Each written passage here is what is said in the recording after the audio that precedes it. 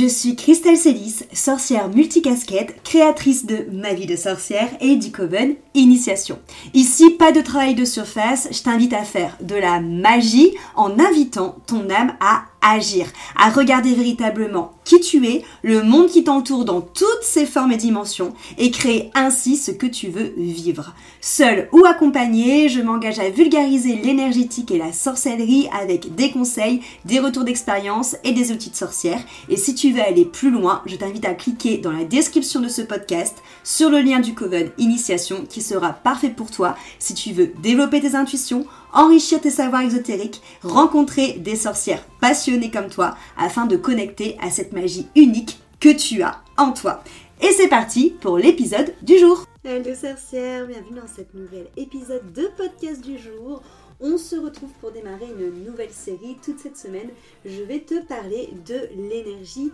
féminine. Alors, l'énergie féminine, tout le monde en a. Même si t'es un garçon, tu as de l'énergie féminine en toi. Tout comme nous, même si on est une femme, on a de l'énergie masculine en nous. Et c'était important pour moi de vous parler de cette énergie féminine. Donc, tu vas voir, on va voyager dans cette énergie tout au long de la semaine pour déjà comprendre aujourd'hui. Donc aujourd'hui, je vais vraiment te définir ce qu'est l'énergie féminine. On ira voir où a été le point de rupture avec cette énergie féminine. Dans la semaine, on ira voir qu'est-ce qui nous a coupé de cette énergie féminine. Et bien entendu, on ira voir comment reconnecter à cette énergie féminine. Donc en effet, l'énergie féminine peut aussi être appelée notre côté yin, parce que c'est assez connecté, c'est assez relié. Et on est souvent face à une énergie qui est un peu mise en berne, qui est un petit peu maltraitée, tout simplement parce qu'on n'est pas dans une société qui valorise cette énergie féminine et la féminité dans ce qu'on entend énergie féminine sacrée. Donc déjà, si je devrais vous faire une petite fiche d'identité, on va dire, de l'énergie féminine, à quoi ça correspondrait? L'énergie féminine, déjà, moi je vais la relier à 3 chakras. Au chakra sacré, donc le chakra de couleur orange, où donc c'est un chakra qui va être associé à l'intuition, mais l'intuition beaucoup plus primitive. Tu sais, c'est l'intuition que quand tu rentres dans un endroit, tu sens ton ventre par exemple qui se serre, tu te sens pas bien, ou au contraire tu sens que ton énergie se dilate et que tu es bien. Voilà, c'est vraiment cette intuition primitive. Mais le chakra sacré, le chakra orange va être aussi associé à la créativité. Et par créativité, on entend aussi ce côté créer la vie. Donc tout le côté maternel. Et pas que, hein, mais ça, voilà, si je vous donne vraiment les notions clés, on va dire très synthétiquement. L'autre chakra qu'on va associer à l'énergie féminine, ça va être le chakra vert, donc le chakra du cœur, qui bien sûr va être lié à la notion de pardon,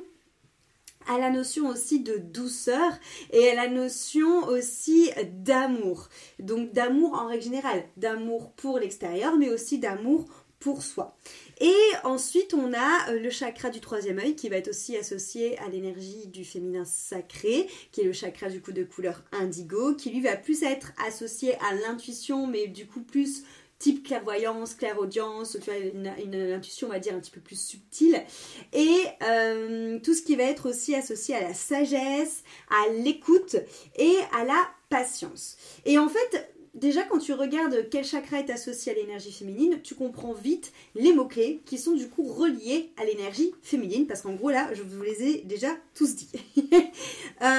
C'est vraiment du coup le féminin, on va dire que le féminin, l'énergie, cette énergie féminine, elle va vraiment être reliée à tout ce qui va être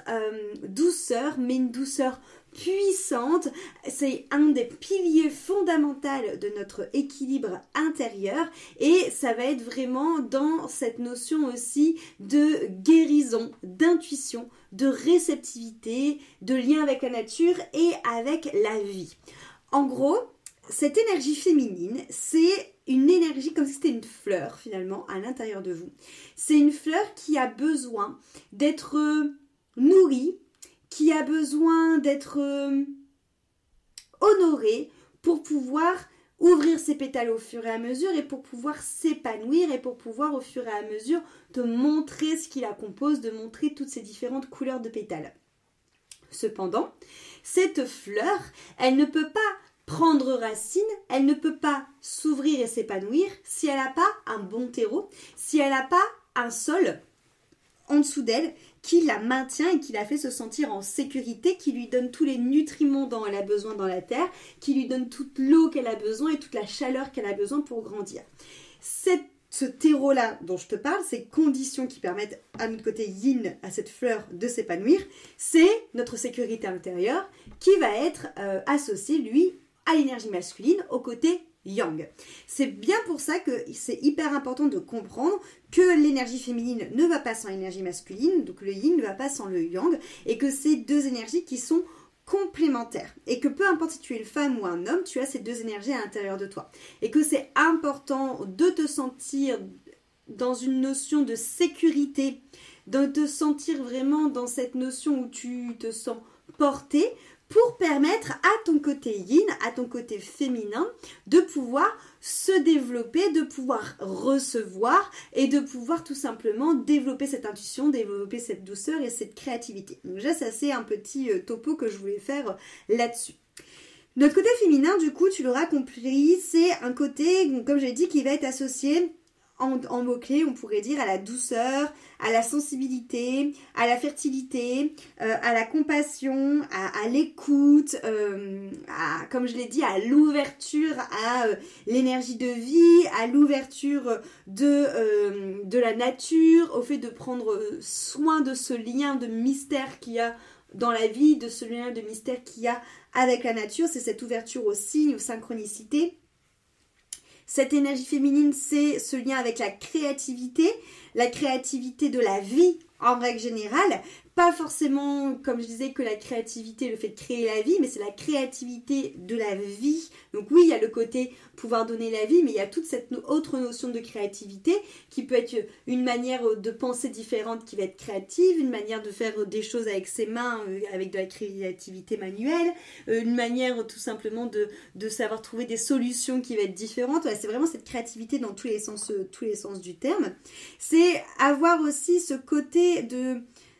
avoir une sorte de sagesse du corps, mais de savoir retourner dans son corps, de savoir se connecter avec l'intériorité de son corps, donc notamment tout ce qui va être relié aux émotions, relié à l'intelligence des émotions, de l'intuition, à l'introspection. C'est vraiment toute cette notion-là, aussi l'énergie yin. C'est le côté aussi imagination, le côté aussi beauté, et je parle pas forcément de juste beauté sur soi, mais aussi de la beauté du monde, et c'est aussi tout ce qui va être connexion avec les énergies, la lune, les mondes invisibles, comme je l'ai dit, la nature, les esprits, et quand on parle de la nature aussi à la médecine de la nature. Donc tout ça, ça va être vraiment associé à l'énergie féminine, donc on est vraiment sur quelque chose, on va dire, de très dans le subtil, dans l'essence profonde, dans le côté aussi doux et dans le côté aussi un peu invisible. Mais c'est pour ça que c'est important de comprendre qu'il faut de la matière, qu'il faut de la sécurité, qu'il faut un véritable socle à l'intérieur de soi pour permettre à cette énergie féminine de pouvoir se développer et de pouvoir tout simplement reprendre profondément sa place. Cependant, on sait en effet qu'on est dans une société aujourd'hui qui est très yang, c'est majoritairement de l'énergie masculine dans notre société, une société du coup qui demande de l'action, qui demande toujours plus de performance, qui demande toujours plus de persévérance, de résultats et qui demande aussi d'être beaucoup dans le mental et dans la rationalité. C'est pas négatif pour autant, c'est juste que tout le côté yin, on va dire, va être beaucoup dévalorisé, va être beaucoup montré comme étant faible ou comme en étant perché ou comme n'étant pas réel, alors qu'on a vraiment besoin de ces deux énergies à l'intérieur de nous pour trouver cet équilibre, pour pouvoir se reconnecter réellement à qui on est et pour pouvoir vraiment avoir cette, comment je vais dire, cette énergie qui circule entre le fait de recevoir, entre le fait de donner, entre le fait d'être et entre le fait de faire pour servir son être. Donc c'est hyper important de comprendre que cette énergie féminine, c'est le droit tout simplement de pouvoir se reconnecter quelque part à cette fleur, comme je te disais, intérieure, une fleur qui va être associée à une sorte de vulnérabilité, mais aussi à une sorte de force, parce que c'est une force qui est reliée au fait de savoir mieux se connaître, qui est reliée au fait de savoir mieux s'observer, qui est reliée au fait de savoir mieux connecter à ses émotions sans honte,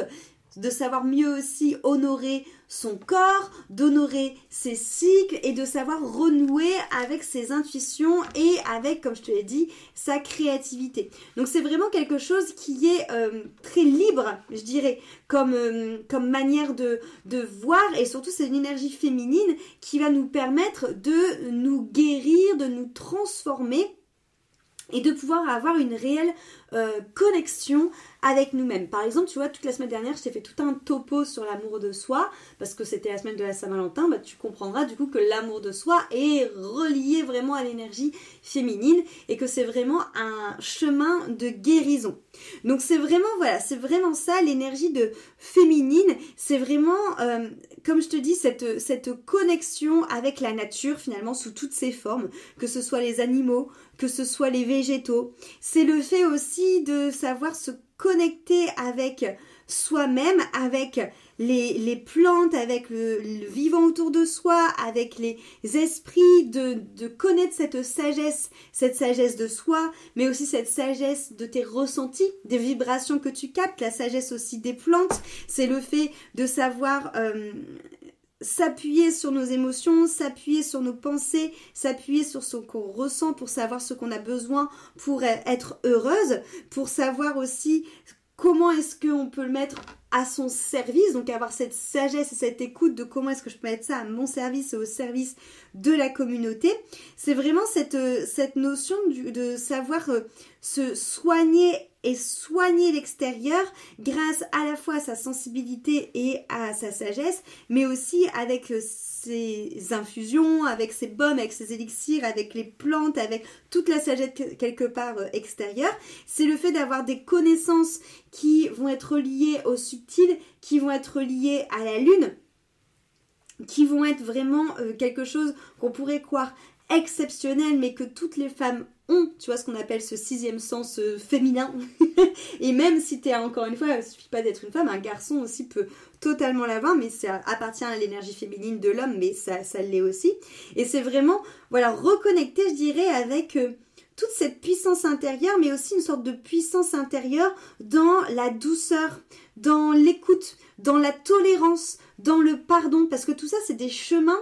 qui permettent à la guérison. Tout ça, c'est des chemins qui permettent à la transformation. C'est vrai qu'aussi avec le côté féminin, on a aussi tout ce côté de sensualité, de beauté, comme je disais, de sexualité. Et il y a aussi beaucoup cette notion reliée à l'énergie féminine autour de tout ça, autour de la sexualité, autour de la sensualité, autour de ton propre rapport à ton corps. La sexualité aussi étant aussi cette notion de créativité, autant justement de cette notion de sagesse du corps. L'énergie féminine aussi, c'est une énergie qui se connaît sous tous ses plans, même le plan sensuel, sexuel, et qui voit ça comme étant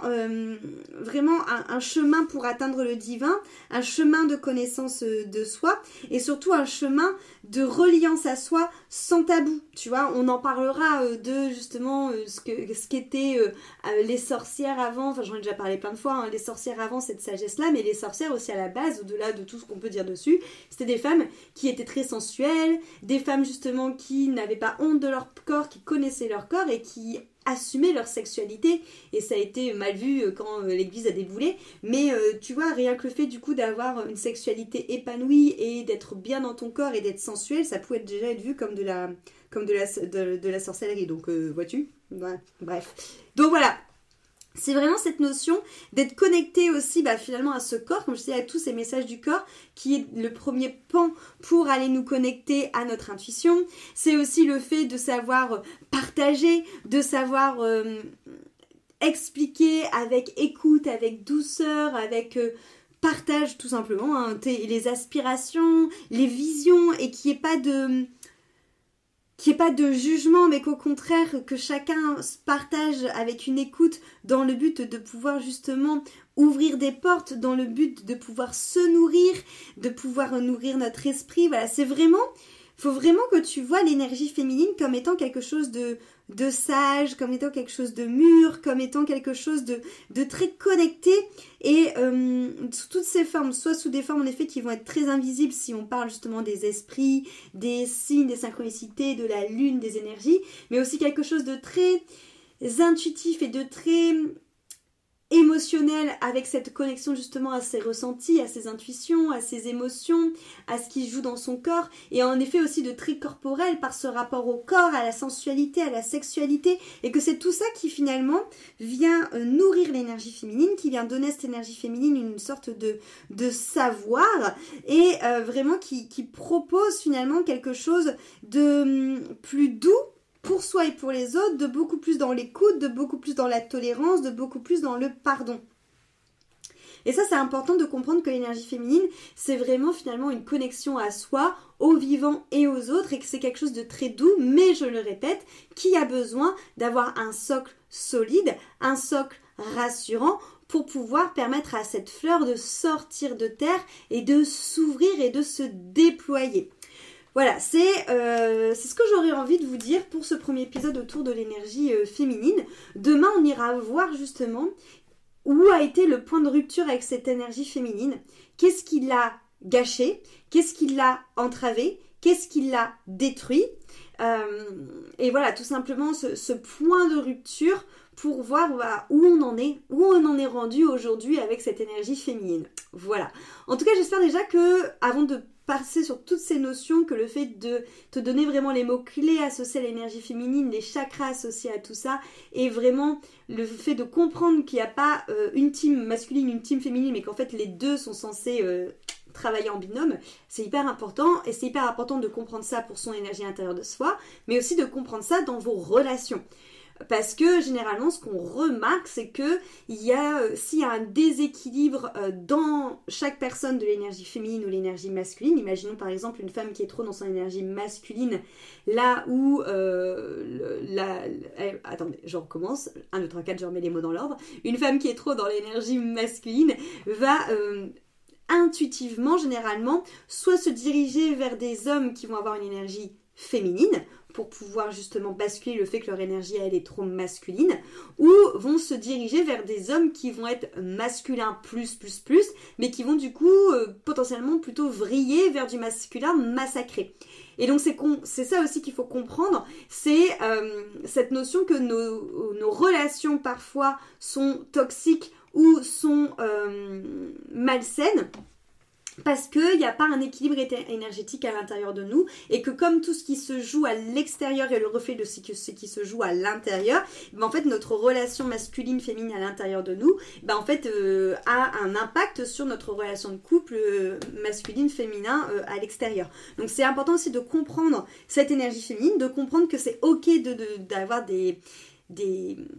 difficultés, des croyances, d'avoir des blocages avec cette énergie-là, par rapport dans la société à laquelle on vit, et tous les traumas généraux et transgénérationnels et que toutes les femmes portent, peu importe si on a vécu nous-mêmes des traumas ou pas, par rapport à tout ce qui s'est passé dans le passé. Donc ça, c'est ce qu'on en parlera demain. Mais en tout cas, c'est important de comprendre que cet épisode ne touche pas que les hommes, parce que les hommes aussi portent cette énergie féminine, et que ça va bien au-delà que de votre énergie intérieure, parce que ça influe aussi sur vos relations avec vos partenaires, avec vos amis, en relation amoureuse, en relation aussi lorsqu'il y a des conflits. Bref, ça influe sur énormément de choses. Donc voilà, j'espère que cette petite mise en bouche pour commencer la semaine, en tout cas, te permettra déjà peut-être de te positionner et de voir par rapport aux notions que je t'ai données sur l'énergie féminine, si c'est déjà des notions que tu as l'impression de porter en toi ou pas. Et t'inquiète pas, de toute façon, on va cheminer toute la semaine autour de ça pour aller plus loin, tout simplement, autour de cette énergie féminine. Voilà. Merci pour ton écoute et on se retrouve demain pour un nouvel épisode. Cet épisode t'a plu, pense à lui laisser une jolie note sur ta plateforme d'écoute de ton choix et aussi de le partager aux personnes à qui il pourrait être utile.